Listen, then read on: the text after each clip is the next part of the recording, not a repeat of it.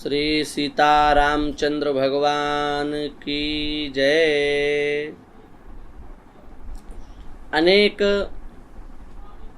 ब्राह्मण बंधुओं के द्वारा यह प्रश्न बार बार पूछा जाता है कि जो यज्ञोपवीत है उसको हम लोग दाहिने कान पर क्यों रखते हैं।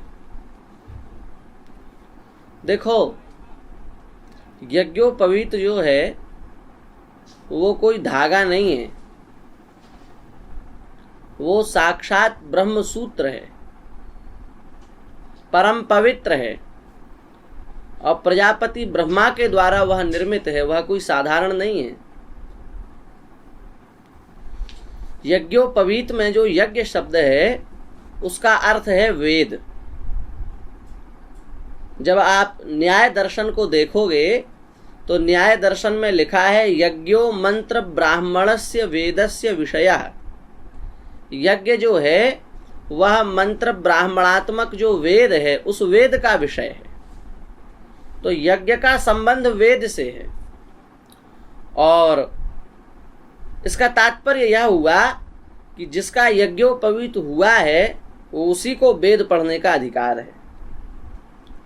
और शास्त्र की दृष्टि से ब्राह्मण, क्षत्रिय और वैश्य ये द्विज हैं, इनको यज्ञोपवीत की शास्त्र से विधि है, तो इसलिए ये तीनों वेद पढ़ने के अधिकारी हैं।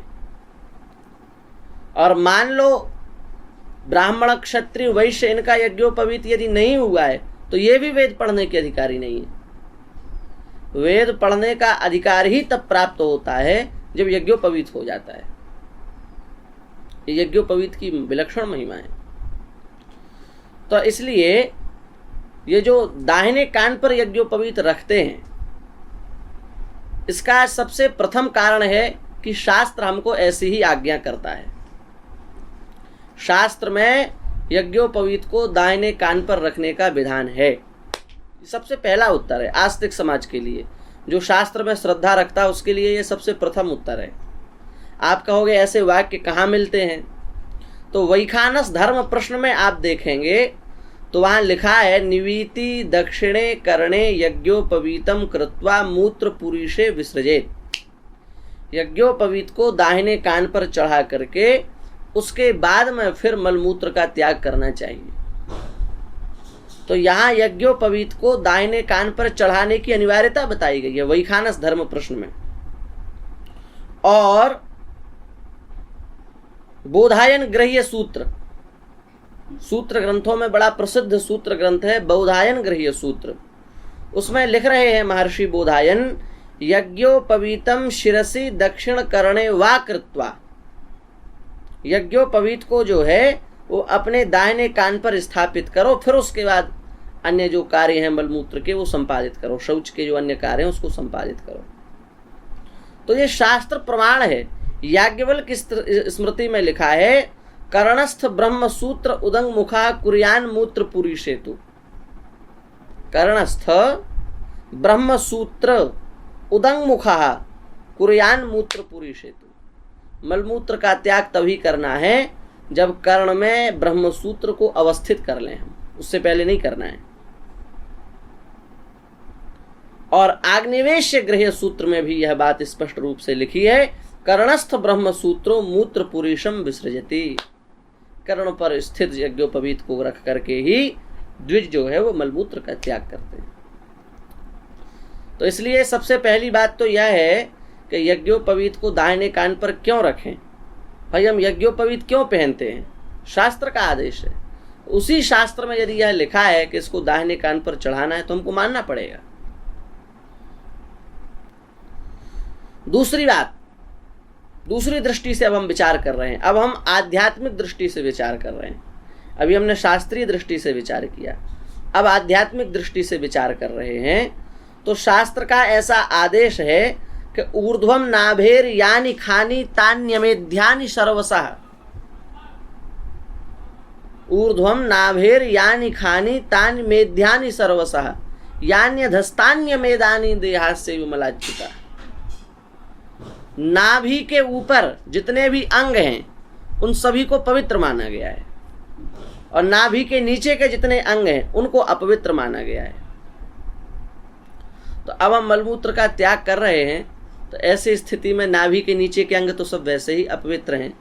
तो ये जो पवित्र दिव्य सूत्र है इसको हम कहाँ रखें? ऐसी स्थिति में इस दिव्य सूत्र को हम कहाँ रखें, कहाँ स्थापित करें? तो विशेष पवित्रता के लिए, शौचाचार की रक्षा के लिए उस यज्ञोपवीत को दाहिने कान पर चढ़ाया जाता है, क्योंकि दाहिने कान में अत्यंत पवित्रता मानी गई है, दक्षिण कर्ण में अत्यंत पवित्रता मानी गई है। गोविल गृह संग्रह नाम के ग्रंथ में लिखा है, मरुतः सौम इंद्राग्नि मित्रा वरुणौ तथैव च एते सर्वे च विप्रस्य श्रोत्रे तिष्ठन्ति दक्षिणे। वायु, चंद्रमा, इंद्र, अग्नि, मित्र महर्षि और वरुण, ये सब के सब देवता दाहिने कान में विराजमान होते हैं। इसलिए ये दाहिना कान जो है वो देवस्थान है। देवस्थान होने से अत्यंत पवित्र स्थान है। अत्यंत पवित्र स्थान होने से उस यज्ञोपवीत को दाहिने कान पर रखा जाता है। हमारे शास्त्र में तो ऐसा विधान है कि छींक आ जाए, कोई थूक दे, कोई जूठे मुख होवे, अथवा मुंह से कुछ झूठी बात निकल जाए, अथवा किसी दुष्ट से बात कर ले और उस समय जल ना मिले, तो अपने दाहिने कान का स्पर्श करके वो पवित्र हो जाता है। छुते, छुते माने छींकने पर, निष्ठी वने, निष्ठी वने मतलब थूकने पर, दंतोच्छिष्टे झूठे मुख होने पर, तथा नृते झूठ बोलने पर, पतितानाम च संभाषे, किसी पतित व्यक्ति से संस्पर्श या संभाषण हो जाने पर, दक्षिणम श्रवणम स्पृशेत, गृह संग्रह का वाक्य दाहिने कान का स्पर्श करे। तो इसलिए अपनी शुद्धि के लिए दाहिने कान का स्पर्श करना चाहिए। और देखो हमारे हिंदू संस्कृति की वैज्ञानिकता देखो, किसी व्यक्ति से कोई भूल हो जाती है तो क्या कहा जाता है? कान पकड़िए। कान पकड़िए का मतलब ये नहीं है कि उसको नीचा दिखाना है। कान पकड़िए का मतलब ये है कि कान पकड़ लोगे तो तुम्हारी भूल का प्रायश्चित हो जाएगा। ये कान पकड़िए का मतलब है। उठक बैठक लगाओ, कैसे लगाएं? कान पकड़ के लगाओ, ऐसे नहीं। व्यक्ति ऐसे भी तो लगा सकता है, लेकिन नहीं, कान पकड़ के लगाओ। क्यों? क्योंकि कान पकड़ के लगाने से पवित्रता आ जाएगी। ये तुमने जो भूल की आगे से तुमसे ये दोबारा भूल नहीं होगी, इसलिए कान पकड़िए। ये आध्यात्मिक रहस्य है इसका। शास्त्रीय पक्ष भी हो गया, आध्यात्मिक भी हो गया। अब एक बहुत अच्छा वैज्ञानिक पक्ष देते हैं, इस पर भी आप दृष्टि डालो। हमारे शरीर में जो पार्थिव इंद्रिय है वो क्या है, जिसमें पृथ्वी तत्व की प्रधानता है, वो कौन सी इंद्रिय है? नासिका। क्योंकि पृथ्वी का लक्षण क्या है? गंधवती पृथ्वी, और गंध लेने का काम किसका है? नासिका का है। इसलिए पार्थिव प्रधान इंद्रिय जो है वो नासिका है। पता ही ध्यान में। जलीय जो इंद्रिय है वो जिह्वा है। रस लेने का काम जिह्वा का तो है।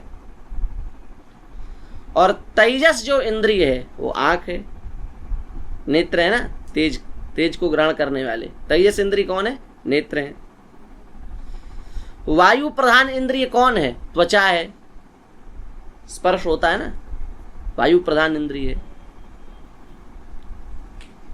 और आकाशीय इंद्रिय क्या है? कान है। शब्द गुणकम आकाशम, शब्द गुणा यस्य तत्तथा भूतम शब्द गुणकम आकाशम। शब्द गुणक जो है वो आकाश को माना गया है, और शब्द कानों से ही जाता है। तो आकाश इंद्रिय, आकाश प्रधान इंद्रिय कौन सी है? कर्णेंद्रिय है। तो देश काल की परिस्थिति के अनुसार जो पार्थिव इंद्रिय है वो कहीं ना कहीं श्मशान आदि में जाने से अशुद्ध होती है। मद्य आदि के संयोग से कहीं ना कहीं जलीय वस्तुएं अपवित्र होती हैं कि नहीं होती हैं? जलीय वस्तु में मद्य मिला दो, अपवित्र हो जाएगी कि नहीं हो जाएगी? और श्मशान की जो अग्नि है उससे कहीं ना कहीं तेज प्रभावित होता है कि नहीं होता है? अपवित्र होता है कि नहीं होता है तेजस पदार्थ? और मलमूत्र का जो त्याग करते हैं उससे कहीं ना कहीं जो दुर्गंधी होती है उससे वायुमंडल प्रभावित होता है कि नहीं होता है? तो पार्थिव पृथ्वी भी प्रभावित हो रही है, जल भी प्रभावित हो रहा है, वायु भी प्रभावित हो रही है, अग्नि भी प्रभावित हो रही है। बचा क्या? पांचवा इंद्रिय कौन, पांचवा तत्व कौन सा बचा? आकाश तत्व बचा। वो आकाश तत्व एक ऐसा तत्व है जो किसी स्थिति में प्रभावित नहीं होता। जल तत्व प्रभावित हो जाएगा, कोई दूषित वस्तु मिला दो हो जाएगा।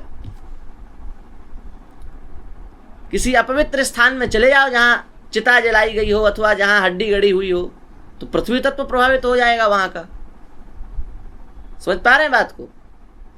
और कहीं दुर्गंधी आ रही हो, कोई वस्तु सड़ गई हो, गल गई हो, उसकी दुर्गंधी आ रही हो, तो वायु तत्व प्रभावित होगा कि नहीं होगा? और कोई अपवित्र वस्तु जला रही हो तो कहीं ना कहीं, वैसे तो कहा जाता है कि अग्नि को कोई दोष नहीं लगता है, पर फिर भी कहीं ना कहीं अग्नि तत्व प्रभावित होगा कि नहीं होगा? लेकिन ऐसी विकट स्थिति में भी क्या आकाश तत्व प्रभावित हुआ? किसी भी स्थिति में आकाश में किसी भी प्रकार से कोई दोष व्याप्त ही नहीं हो सकता। और आकाश तत्व प्रधान इंद्रिय कौन सी है? कान। इसलिए ये भी किसी भी स्थिति में अपवित्र नहीं हो सकता। इसलिए ना नाक पर जनेऊ चढ़ाते हैं, ना आंख पर जनेऊ चढ़ाते हैं, ना मुंह पर जनेऊ चढ़ाते हैं, कान पर जनेऊ चढ़ाते हैं। ये इसका वैज्ञानिक रहस्य है।